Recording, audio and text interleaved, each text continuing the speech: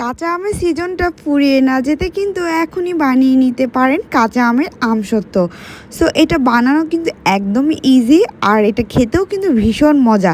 So এখানে আমি কিছু আম নিয়ে নিয়েছিলাম, সেগুলোকে ভালো করে ছিলে দেন তারপর ছোট ছোট পিসেস করে এখন ভালো করে ধুয়ে দেন পানি আর লবণ দিয়ে এটাকে সিদ্ধ করে নিব। সিদ্ধ করা হয়ে গেলে ভালো করে ছেঁকে দেন আঁশগুলো ফেলে আমের পিউরিটা নিয়ে নিব। দেন তারপর এতে দিয়ে দিয়েছি চিনি, যেহেতু কাঁচা আম অনেক টক সেজন্য বেশি পরিমাণে চিনি দিয়েছি। এখানে টক মিষ্টির একটা কম্বিনেশন থাকবে, সাথে ঝালও কিন্তু আছে।